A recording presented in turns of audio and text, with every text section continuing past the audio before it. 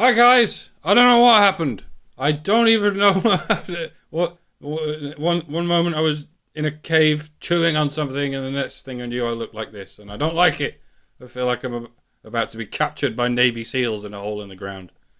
And it's not that I don't care about news and current affairs and so on. It's that I think I enjoy trying not to care in instances where I don't know what the fuck I'm talking about, which is quite often. Especially when it comes to party politics and climate change and what. Like, I can drive. I have a full clean license, but I try to avoid driving because I'm a below average driver. By default, there's a 50% chance I'll be below average anyway. You should be thankful for those of us who recognise this relative flaw in ourselves and who take the responsible decision to avoid driving. Because God knows there are already far too many below average drivers who will never see themselves as anything but Michael bastarding Schumacher. And much like this thing with which I am likening this other thing, if I'm avoiding telling you my opinions about broad politics or controversial science matters, it's because I have the sense of caution to recognise that even though I have a licence to exercise my free speech on the issue for the most part, I will nevertheless abstain from it unless I'm confident that I know what I'm talking about. I have a vague stance on Brexit, but the details are a mystery to me. I used to think I had a solid opinion on climate change, but now almost all of it is stuffed into the I don't know cabinet. I would very much like it if I could continue burying my head in the sand until Halloween is over, but you guys seem to like my face, especially when it's contrasted with another face, so here, I present another standard candle to get us back into the swing of some kind of thing. Guys? That's, of course, Ted, and that is a writer for The New Yorker named Andrew Marantz. So, to set this up, I would like first to make 3 interesting observations. Observations that are at least interesting to me. I hope they're interesting to you, or I shall simply flail at myself with some kind of vegetable. Like a marrow. Okay, so interesting observation number 1. The Earth is not just round. A disc shape is round. A penny is perfectly definable as round in 2 dimensions, but the world is not a disc, except in the universal properties of a popular fiction series of books and point-and-click games. So to cut a long story crippled, what I'm proposing is that for one to say the Earth is round is only a half-truth. To say the Earth is spherical would still not be quite the most complete truth. The Earth, in fact, bulges out at the sides ever so slightly. The equator is marginally further from the centre than the poles. Therefore, it can't be called a perfect sphere, for it is a little bit too... what's the word? Flat. Oblate is the fancy word. To say the Earth is round is a half-truth, or certainly not a complete truth. To say the Earth is an oblate spheroid would be the fullest truth that I could muster in 2 words. Another way to phrase this, which would be messier but still technically true, is to say that the Earth is round and flat at the same time.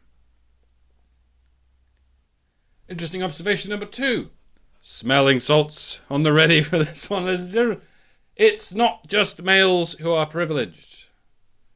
There are indeed some male specimens in every species, no doubt, who are granted privileges, relatively speaking, if only the privilege of random serendipity. Indeed, it could even be argued that every living creature is privileged to be living in the first place. But again, it is a half-truth at best to say males are privileged, much like the Earth is round. The sentence is true enough, but only in limited dimensions, when it is no effort at all to extend the model to other dimensions. It would be equally half-true to say females are privileged. To resolve this, we need to, as it were, marry these 2 claims and say males and females are privileged. And this, I put to you, is true. It's why ancient asexual bacteria evolved into sexual multicellular eukaryotes. Because diversity accelerates speciation and increases chances of evolving more successful species. I would indeed call it a privilege, therefore, for a species to have two sexes instead of one. Although perhaps not everyone would agree, and that's fine. Do me a favour and just say so. That's an absolute darling. Right, interesting observation number 3. Racism is not always bad. If racism means the instinct or learned ability to differentiate phenotypes on sight, it can be extremely useful for doctors treating rare genetic or environmental diseases that are statistically more prevalent in some races than others. It's also broadly helpful when it comes to identifying bodies, or indeed identifying perpetrators. And as an extra bonus, it can in some instances help you figure out if a baby is yours or not. If you're white and your wife is white and your baby comes out half black, then for you to point out that something here is amiss would be an act of racism, making an issue of race. But in your case, it would be good, because now you know the truth, and you can leave that cheating wench with nothing but a U-shaped dust cloud. All this is possible if you have the ability and the occasion to discern and measure racial characteristics. So again, to say racism is bad would certainly not be false per se, but it is not the full truth. Judging people by race is usually a mistake, almost always a mistake, in my opinion, but not quite 100% of the time. Okay, I hope you enjoyed these 3 observations, these musings, or whatever you want to call them. I tried to make all 3 sound as similar as possible in terms of unimpassioned neutrality, and it wasn't easy, because as you can tell, they do not address claims that are comparable in their controversy. Trying to list them off as though they are would be quite the spectacle. Contrarian white teens of the world, look.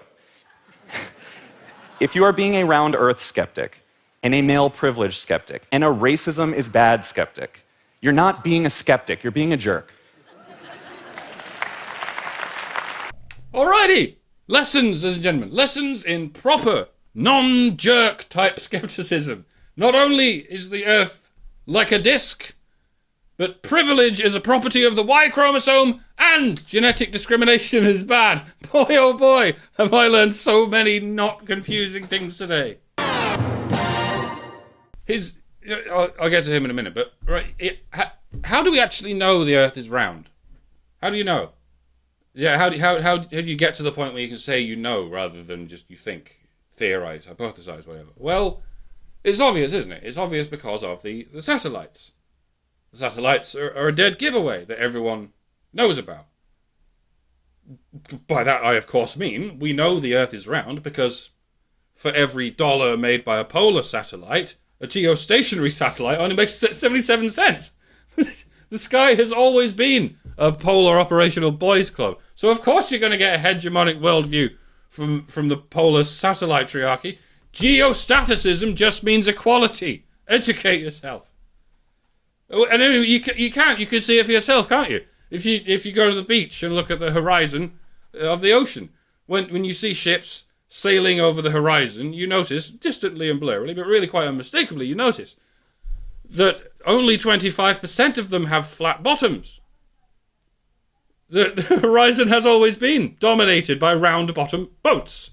Ergo, the whole world is made by and for roundinity. Needless to say, the intrinsically toxic roundinity of round-bottom boats is the reason the oceans are on fire right now, or whatever. Because we've lost our way. We're not in touch with our flat side.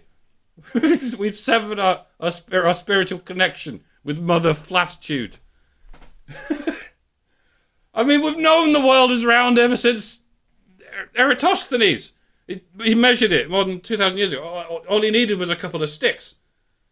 He thought he'd see how far apart he could man-spread the sticks, and he got all the way to just over 180 degrees, thus proving the Earth is a concave surface. It's all very obvious when you think about it. I mean, okay, let's start from the beginning, shall we? This TED Talk is entitled Inside the Bizarre World of Internet Trolls and Propagandists. Don't worry, he doesn't mean trolls, as in not people. He means people. He doesn't mean unpeople or anything. I spent the past 3 years talking to some of the worst people on the internet.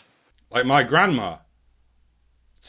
Never backs up, never uses crap cleaner, still uses Internet Explorer. She's the worst.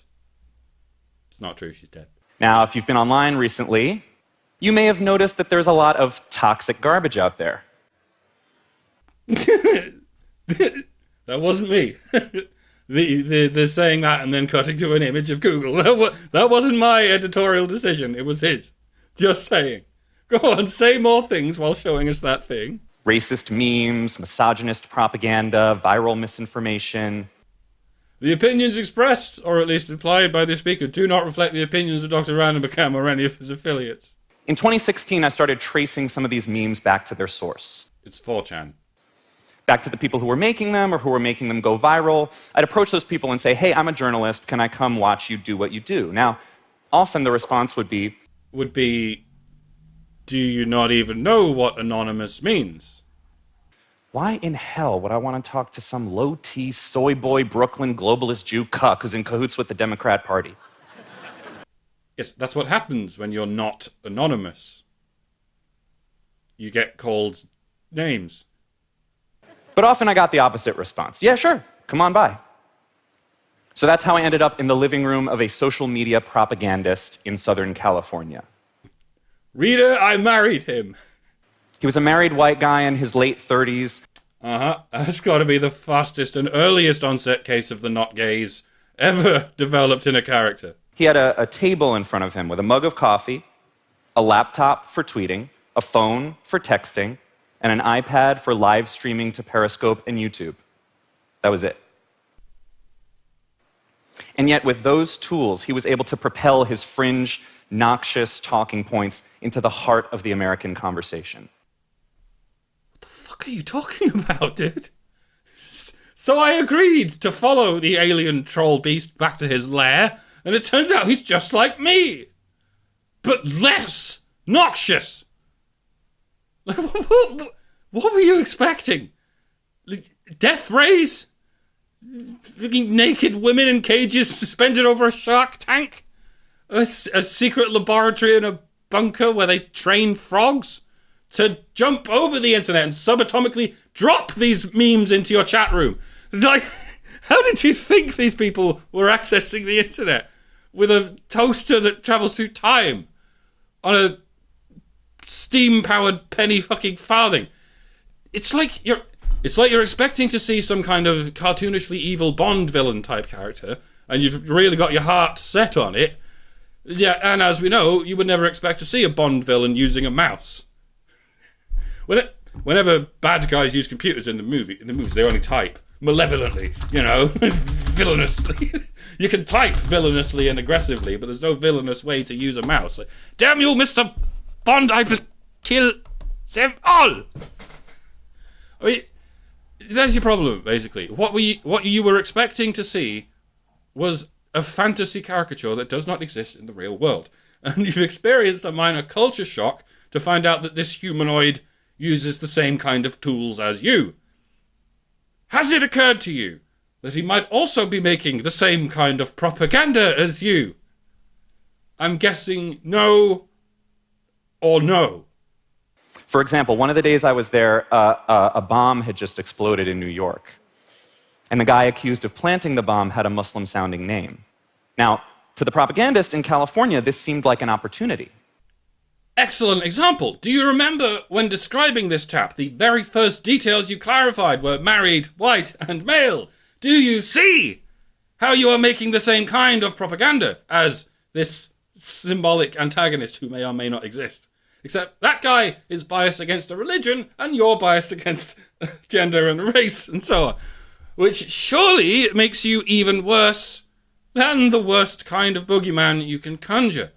Already, after a minute and a half of your talk, therein is my excuse to start skipping large bits. Fuck off for a second. And if you want your content to get engagement, it has to spark emotion. It means anything, positive or negative, that gets people's hearts pumping. This just in, Orange Man bad. So I would sit with these propagandists, not just the guy in California, but dozens of them, and I would watch as they did this again and again, successfully. What, write things that people want to read? Drives you a bit nuts, does it? Not because they were Russian hackers, not because they were tech prodigies, not because they had unique political insights, just because they understood how social media worked and they were willing to exploit it to their advantage. And did so much as a waft of self-consciousness trickle over you as you were thinking, I wonder what I'm going to write about this, and how I'm going to write it. Now, at first, I was able to tell myself this was a fringe phenomenon, something that was relegated to the internet. But there's really no separation anymore between the internet and everything else. Yes, it's all infested with bullshit. The only difference is Rachel Maddow gets to keep her kooky conspiracy theory show, where she wastes everyone's time endlessly emoting about Russian hackers, whom you know these people are not. Alex Jones told the truth, got yeeted from the internet. Rachel Maddow constantly lies, unapologetically, and it's business as usual. So you're right, the establishment media is easily at least as bad as anything you'll find on the internet, except in the establishment media, they get away with it. That's called privilege, my dude. Nothing to do with gender, nothing to do with race, it's just the bigger kids in the playground of free speech, bullying the little kids because they can. But you're still human, friends. You probably even use a dongle. This stuff that once seemed so shocking and marginal and frankly just ignorable, it's now so normalized that we hardly even notice it. Some of them seem to have no core beliefs at all. They just seem to be betting that if they wanted to make some money online or get some attention online, they should just be as outrageous as possible. But I talked to other people who were true ideologues. And to be clear, their ideology was not traditional conservatism. Confucius say, greatest poop come from smallest movement. Right? These were people who wanted to revoke female suffrage. Muslims? These are people who wanted to go back to racial segregation. Progressives. Some of them wanted to do away with democracy altogether. Yeah. None of this sounds alien to me, dickhead. I live in Europe. Now, obviously, these people were not born believing these things. They didn't pick them up in elementary school. No, there's no room left in the lesson schedule now that they've got double trans-fisting before lunch. We have to try to understand it, because only by understanding it can we even start to inoculate ourselves against it. Okay, good call. Here's the thing. You're just as bad as them. Except you get away with it, brazenly and openly, because you play for the status quo. Systemic, institutional, etc. So you are as bad or worse than them. Do you understand that? You're a fascist propagandist. I'm not. Whatever, let's just hug it out. I don't know, man. It feels like you're not listening to me. In my 3 years in this world, I got a few nasty phone calls, even some threats. But it wasn't a fraction of what female journalists get on this beat. See what I mean? That's a lie, isn't it? On average, men get more abuse online. So that's a blatant lie. And it's a lie you're trying to get people to believe. That is propaganda, my dude. To the letter. Couldn't be closer to the letter if it was an apostrophe. And if your definition of fascism is any kind of authoritarian force, which for many people it seems to be, then you are a fascist propagandist. Easiest way out of it is to sort out your fucking definitions. And in my writing, I'm much more comfortable being descriptive, not prescriptive. Except when it comes to skepticism, for which you have a quite specific prescription.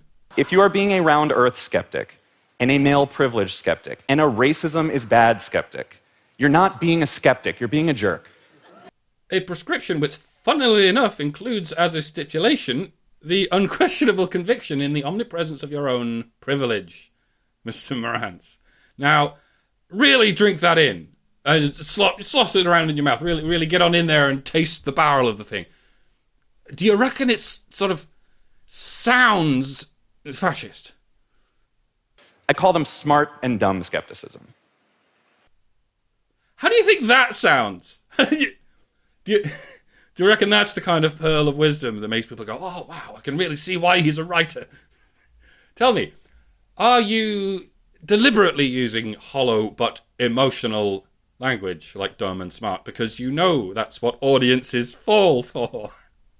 I must say you've got some gumption to tell us how the trick works and then still try to pull off the trick. You are living on the edge, kiddo. I like your style. So, smart skepticism, thinking for yourself, questioning every claim. Except for those 3 claims. Demanding evidence. Can we get some evidence for male privilege, please? Great. That's real skepticism. Cool. Well, you just hanged yourself with it. Gold star. Dumb skepticism, it sounds like skepticism, but it's actually closer to knee-jerk contrarianism. Everyone says the Earth is round, you say it's flat. As I explained, it's not an either-or situation. It's both. The Earth is in a state that can be called round and flat at the same time. Not everything is black and white. Is that a properly skeptical thing to say, or am I a jerk now? Everyone says racism is bad, you say, I don't know, I'm skeptical about that. I'm skeptical that you think racism is bad. You might be racist against whites. That might be what people are trying to tell you. And in any case, people naturally react with skepticism when they hear vague, dichotomous descriptors like good and bad, or dumb and smart. It's not enough information, Andrew, about anything. Yeah? Saying racism is bad. It's like saying the devil is bad to a bunch of people who believe in the devil and already have a mutually and universally negative definition of the devil. It's such a pointless thing to say that it makes you sound sinister for saying it. Yeah? It makes you sound like you're hunting for the devil and striking it down wherever you see it. Would anyone care to take a guess where or in whom he sees it? I cannot tell you how many young white men I have spoken to in the last few years. Racism! Andrew, for you to single out those people by their race, sex, and age is racism, sexism, and ageism. Unless, for instance, your definition of racism is one that does not include racism against a certain race. And that, to me, is itself the very definition of racism. Do you see my problem here? No, I'm guessing I'm just the wrong kind of skeptic. The jerky kind. Who have said, you know, the media and my teachers, they're all trying to indoctrinate me into believing in male privilege and white privilege, but I don't know about that, man. I don't think so. Now let's remind ourselves one more time of the reasoning process you go through to assure these young white men that they are indeed privileged. Contrarian white teens of the world, look, if you are being a round earth skeptic and a male privilege skeptic and a racism is bad skeptic, you're not being a skeptic, you're being a jerk. Airtight, I'm sure you'll agree. And at this point, I'm going to have to open this criticism out to everyone else who does it in any other variation, which is no small amount of people. Folks, when you say something like, I only have one rule, me. I only have one rule, and it's don't be a dick. When you say that, right, I know you think you're being all cool and libertarian and laissez-faire and whatnot, but the only people you're fooling are fools. If you have not made the frailest effort to expand on what you mean. What do you mean, dick? How does one be a dick by your definition? What's that? It means doing or saying anything that personally displeases you. Gotcha. You only have one rule, and it's anyone can be guilty of breaking the rules at any time for any reason of my choosing. But it's only one rule. And I'm telling you this for your own good, because I don't think you all know you're doing it.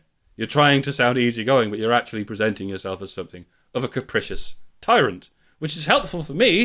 It means I can spot you a mile away, but from one bad actor to another, it's not the world's brightest strategy, just saying. Does it mean that anyone can harass anyone else online for any reason? Yes, provided they express the correct politics, otherwise known as political correctness. What it ultimately comes down to is your own prejudices. Making decency cool again. So, great. Yeah. You keep doing it, dude. Cool is meaningless. Jerk is meaningless. Even decency is culturally relative enough to be basically meaningless. It is nothing but emotional language to get people's hearts pumping and their hands applauding, and it is working like a fucking charm. I don't even need to explain it. No, you already did. Dumb skepticism. Somebody gif that. That's perfect.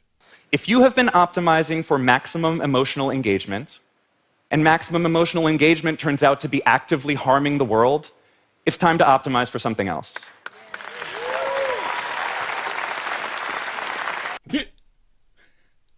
Once again, it was not my editorial decision to, at that point, flash up a reminder that TED exists. It's not even subliminal, it's liminal, at least. But But we can create some better pathways or suggest some better pathways for angsty teens to go down. paths that necessarily do involve an unquestionable conviction in the omnipresence of white male privilege. Oh yeah, I think you're onto something. If there's one thing angsty teenagers love, it's being shamed. Right? We know the internet is just too vast and complex to be all good or all bad. Unless it is racist. What we define as racist at the time. Because racism, if you recall, is bad. Just bad. No further questions allowed, no further skepticism allowed. Just allow the outraged part of your brain to work its magic to completion. As and when I drop the R word. Ready? Yeah, nothing is all good or all bad, except male privilege, which is definitely bad, and believing in male privilege, which is definitely good. And what do we mean by male privilege, ladies and gentlemen? What is this male privilege, and how does it manifest in measurable reality? Is male privilege and the effects of male privilege, is it something that just happens to extend to anyone of any gender or any race who is caught in the act of, quote-unquote, being a dick? Who knows? You'll just have to suck it and see. Is that a coincidence? A cheap little convergence of wordplay there. Male privilege means the same thing as being a dick. It means whatsoever I want it to mean at the time, so help me God, get behind me, Satan, and so on. And I'll tell you this for nout. The supply of disenfranchised young men on the internet is never going to dry up, as long as there is a massive oversaturation of institutions like TED, who regularly give platforms to people like this guy. Fundamentalist adherents to the Church of Male Privilege. And I mean fundamentalist, I don't use that word lightly. The guy laid it out for us. Here are the things you must not be skeptical about. And only one of them resembles an empirically established observation, the round earth thing. The other two are just spells of emotional language, as you earlier described. Racism is bad, whatever that means. Male privilege exists, whatever that means. And we're all being jerks if we so much as question it. That is fundamentalism. Your fundamentals are right there on the table, laid spread out before me, as her body once did. So, yeah, TED will go on pumping this shit into people's heads, and a minority of those people will reject that shit, and there will always be enough dissonance to keep up the charade of a culture war. Nothing is going to change today, folks. Nothing at all. If you were expecting it to, you're an idiot, and you shouldn't have come here. You should be naked on a mountain or something, calling for whatever obscure mud god is going to intervene somehow. Good night, folks. I'm sorry everything's so shit. I'm not sorry that I've been making nothing but obscure bollocks videos for ages, but because I can own that. But yeah, I'm sorry the world still sucks. I'm unable to steer that shit. But back soon, promise. Eat shit and die. I hate you all. Why not subscribe?